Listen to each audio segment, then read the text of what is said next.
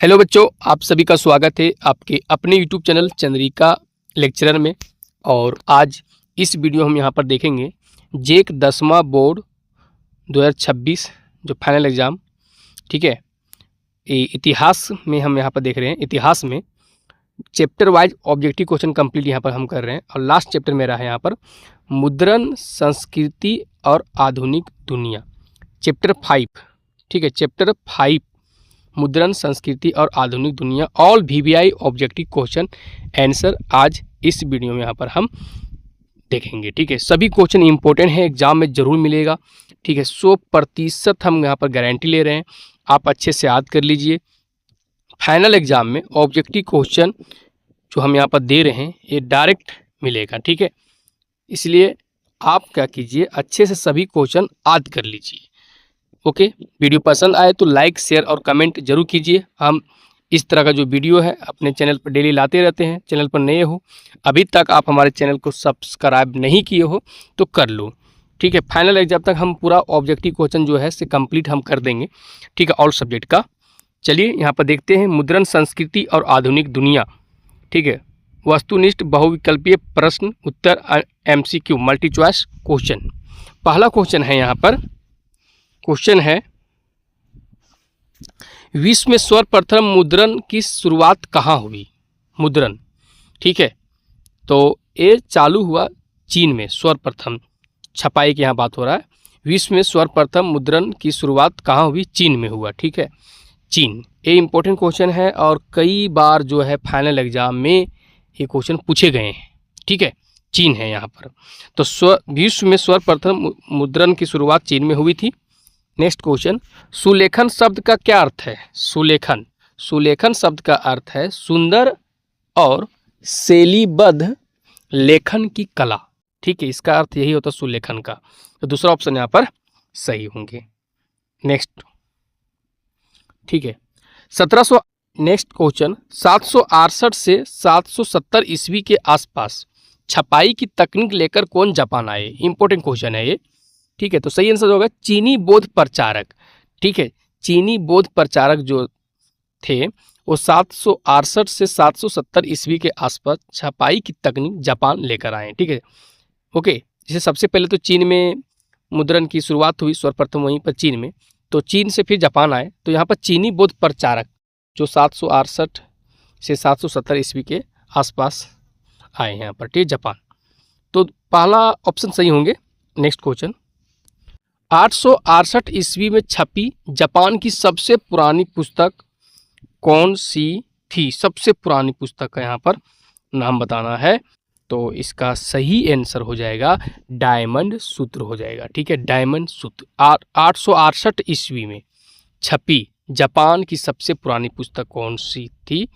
Diamond सूत्र, ठीक है। डायमंड सूत्र जापान की सबसे पुरानी छपी हुई पुस्तक है जो 868 ईस्वी में छपी थी, ठीक है। नेक्स्ट क्वेश्चन, गर्मी सदी में, ठीक है, गर्मी सदी का यहाँ बात हो रहा है। किस रास्ते से चीनी जो है, चीनी कागज यूरोप पहुँचा? ठीक है, 11वीं सदी में किस रास्ते से चीनी कागज यूरोप पहुँचा? तो वो रास्ता है रेशम मार्ग, ठीक, जैसे अंग्रेजी में हो गया ना, सिल्क रूट कहते हैं इसको, ठीक है। सिल्क रूट जो व्यापार होता था एशिया और यूरोप के बीच, इसी रास्ते से। तो 11वीं सदी में किस रास्ते से चीनी कागज यूरोप पहुंचा? रेशम मार्ग यहाँ पर सही हो जाएंगे होंगे, ठीक है। चलिए आगे बढ़ते हैं। चीन से वुड ब्लॉक मतलब काठ की तख्ती होता है। वुड ब्लॉक काठ की तख्ती वाली छपाई की तकनीक को किसने यूरोप लाया? यूरोप महाद्वीप में कौन लाया? ठीक है, तो सही आंसर हो जाएगा इसका मार्को पोलो, ठीक है। मार्को पोलो सही आंसर होंगे यहाँ पर। मार्को पोलो ने चीन से वुड ब्लॉक वाली छपाई की तकनीक यूरोप लाया, ठीक है। चलिए आगे बढ़ते हैं। नेक्स्ट क्वेश्चन, 1448 का बात हो रहा है। 1448 में छापाखाना, छापाखाना प्रिंटिंग प्रेस बोलते हैं अंग्रेजी में, हिंदी में छापाखाना हो गया। तो प्रिंटिंग प्रेस का आविष्कार किसने किया? ठीक है, और इम्पोर्टेंट क्वेश्चन है और कई बार फाइनल एग्जाम में रिपीट हुए हैं, मतलब एक क्वेश्चन पूछे गए हैं। तो गुटेनबर्ग सही होगा। प्रिंटिंग प्रेस का आविष्कार यही किया था गुटेनबर्ग 1448 में, ठीक है। तो याद रखना जोहान्स गुटेनबर्ग, ठीक है, इसका पूरा नाम था जोहान्स गुटेनबर्ग ने छापा खाना यानी प्रिंटिंग प्रेस का आविष्कार 1448 ईस्वी में किया। नेक्स्ट, गुटेनबर्ग का जन्म किस देश में हुआ था? तो इसका जन्म हुआ था जर्मनी में, ठीक है, याद रखना गुटेनबर्ग का जन्म जर्मनी में हुआ था। नेक्स्ट, गुटेनबर्ग द्वारा छापी गई पहली किताब कौन सी थी? पहली किताब तो ये था बाइबिल, ठीक है, बाइबिल जो था ना यहाँ पर गुटेनबर्ग द्वारा छापी गई पहली किताब थी, ठीक है, बाइबिल। आगे, हाथ की छपाई की जगह आंतरिक मुद्रण के आने पर कौन सी क्रांति हुई? हाथ की छपाई की जगह उस जगह आंतरिक मुद्रण आ गया, ठीक है, के आने पर कौन सी क्रांति हुई?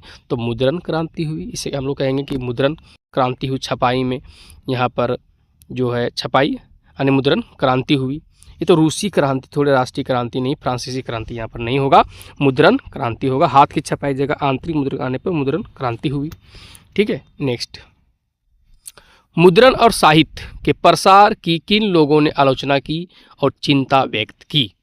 तो यहाँ पर ऑप्शन है धर्म गुरुओं ने, सम्राटों ने और पुराने लेखकों ने। इनमें से सभी ने मुद्रण और साहित्य के प्रसार की आलोचना की और चिंता व्यक्त की, ठीक है, इनमें से सभी हो जाएगा। नेक्स्ट, मार्टिन लूथर कौन था? इंपॉर्टेंट क्वेश्चन है ये, MVBI question, most very important objective question है ये, ठीक है। मार्टिन लूथर कौन था? तो मार्टिन लूथर एक वैज्ञानिक, नाविक और किसान नहीं था ये, ठीक है, ये धर्म सुधारक थे, ठीक है, एक धर्म सुधारक थे। ओके, तो पहला ऑप्शन यहाँ पर हम सही करेंगे। नेक्स्ट क्वेश्चन है कि रोम में कैथोलिक चर्च में सुधार के लिए 16वीं शताब्दी में हुए आंदोलन को क्या कहते हैं? इसे तो प्रोटेस्टेंट धर्म सुधार कहते हैं, ठीक है, ये आसान सवाल है, ठीक है, दूसरा ऑप्शन यहाँ पर सही होंगे।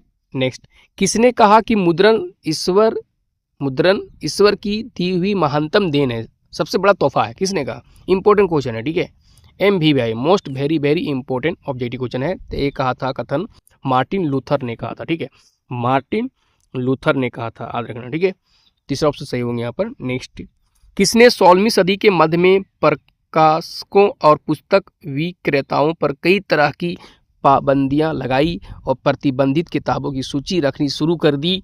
सही आंसर हो जाएगा यहाँ पर रोमन कैथोलिक चर्च, ठीक है, रोमन कैथोलिक चर्च हो जाएंगे यहाँ पर।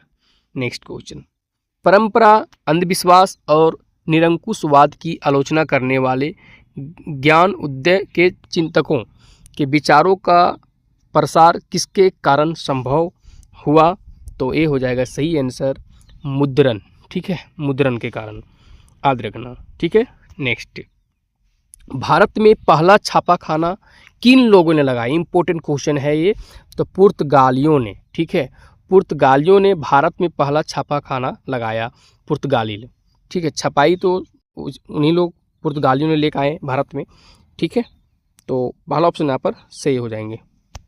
नेक्स्ट, भारतीयों द्वारा प्रकाशित प्रथम समाचार पत्र कौन सा था? भारतीयों द्वारा प्रकाशित प्रथम समाचार न्यूज़पेपर बात यहाँ पर कर रहे हैं, कौन सा था?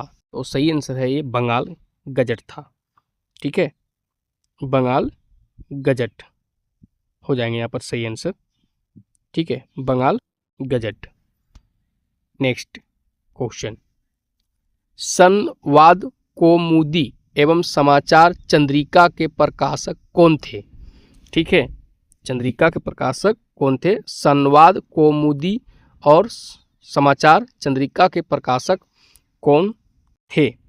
ठीक है, तो सही इसका जवाब हो जाएगा, यहाँ पर सही आंसर हो जाएगा ए राम मोहन राय हो जाएंगे, राम मोहन राय, ठीक है, राम मोहन राय हो जाएंगे यहाँ पर। नेक्स्ट क्वेश्चन, गीत गोविंद की रचना किसने की थी? इंपॉर्टेंट क्वेश्चन है, तो गीत गोविंद की रचना जयदेव ने किया था, ठीक है। नेक्स्ट, 16वीं सदी में तुलसीदास द्वारा रचित रामचरितमानस तो तुलसीदास ने ही लिखा है, तो पहला मुद्रित संस्करण 1810 में कहाँ से प्रकाशित हुआ? कलकत्ता से हुआ था, ठीक है, कलकत्ता से याद रखना। नेक्स्ट क्वेश्चन, ज्योतिबा फुले ने जाति प्रथा के अत्याचारों पर 1871 में कौन सी पुस्तक लिखी? गुलामगिरी। ठीक है, इंपॉर्टेंट क्वेश्चन है ये। गुलामगिरी का जो अगर यहाँ पर बात करें इसे किसने लिखा? तो ज्योतिबा फुले ने। ठीक है, हो जाएगा यहाँ पर सही आंसर। नेक्स्ट क्वेश्चन, अमर जीवन नामक आत्मकथा किसने लिखा था? रास सुंदरी देवी। ठीक है, रास सुंदरी देवी। अमर जीवन नामक आत्मकथा। ठीक है, इंपॉर्टेंट क्वेश्चन है ये। नेक्स्ट, वर्माकुलर। ठीक है, वर्माकुलर प्रेस एक्ट कब लागू किया गया था? तो ये लागू हुआ था 1878 ईस्वी में। वर्माकुलर प्रेस एक्ट। ठीक है, 1878 याद रखना। नेक्स्ट, बाल गंगाधर तिलक द्वारा प्रकाशित अखबार कौन सा था? तो ये था केसरी। कौन सा? केसरी हो जाएगा यहाँ पर। ठीक है, केसरी। नेक्स्ट क्वेश्चन देखते हैं क्या है। ठीक है, महात्मा गांधी ने किस पत्र का संपादन किया? यंग इंडिया, अंग इंडिया। ठीक है, महात्मा गांधी याद रखना यहाँ पर, अंग इंडिया महात्मा गांधी। ठीक है, अंग इंडिया जो पत्र का संपादन महात्मा गांधी ने किया। इंपॉर्टेंट क्वेश्चन है ये। ठीक है, आगे बढ़ते हैं। लास्ट क्वेश्चन, किसने कहा कि स्वराज की लड़ाई दरअसल अभिव्यक्ति, प्रेस और सामूहिकता के लिए लड़ाई है? ये महात्मा गांधी ने कहा। ठीक है, महात्मा गांधी। तो कंप्लीट यहाँ पर हम इस चैप्टर का all VVI objective question answer यहाँ पर हम देख लिए। ठीक है, इतिहास का तो हम चैप्टर वाइज कंप्लीट कर दिए, भूगोल का भी हम कंप्लीट कर दिए हैं। अब हमारा यहाँ पर चैप्टर वाइज रह गया विज्ञान का, मैथ का यहाँ पर यानी, और हिंदी और इंग्लिश रह गया है। ठीक है, ये सभी का हम लेकर आ रहे हैं जल्द। ठीक है, ओके बाय।